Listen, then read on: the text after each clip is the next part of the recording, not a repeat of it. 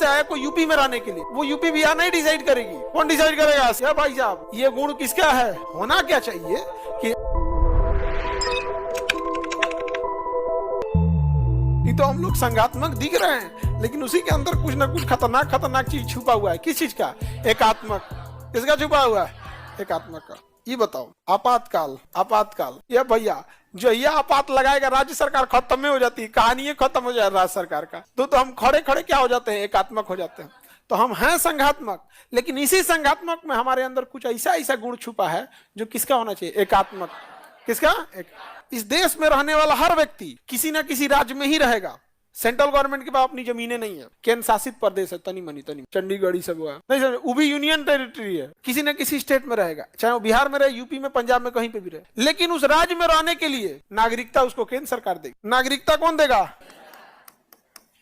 जैसे नेपाल से कोई आया बिहार में रहने के लिए, नेपाल से आया कोई यूपी में रहने के लिए, तू रह पाएगा परमानेंट यूपी में या बिहार में?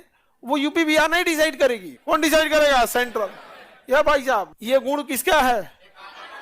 हाँ, होना क्या चाहिए कि आप किसी नेपाली व्यक्ति को नागरिकता दे रहे हैं, होना ये चाहिए संघात्मक के हिसाब से कि आप उसे नागरिकता दे दीजिए।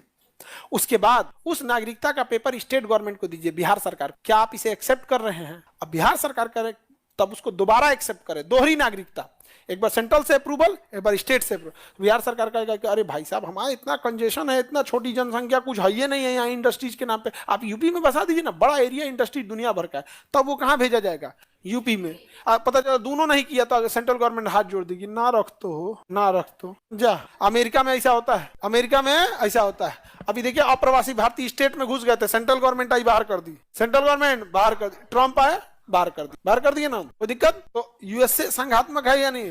वो कंप्लीट संघात्मक है। हम लोग भी संघात्मक हैं, लेकिन कुछ गुण हमारे अंदर ऐसा है ना जो किस चीज का है?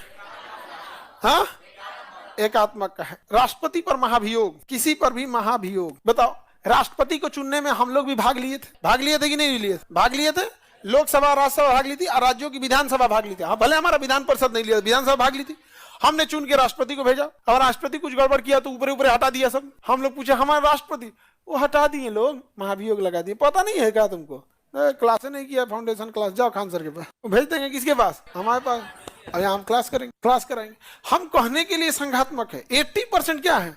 संघात्मक, लेकिन 20% एकात्मक। मतलब सेंट्रल अपना दबदबा दिखा देता है। सेंट्रल अपना दबदबा दिखा दे रहा है कि नहीं दिखा दे रहा है? तो ये हो गया आपका इस एकात्मक। क्या होता है कि जब स्टेट गवर्नमेंट को आप कोई पावर न दे, सारा पावर सेंट्रल को दे दे, तो स्टेट गवर्नमेंट होता है। ये छोटे देशों में संभव है, बड़ी जनसंख्या वाले देश में पॉसिबल ही नहीं है, क्योंकि वहाँ पे कल्चर, भाषा, खाना पीना सब अलग हो जाएगा।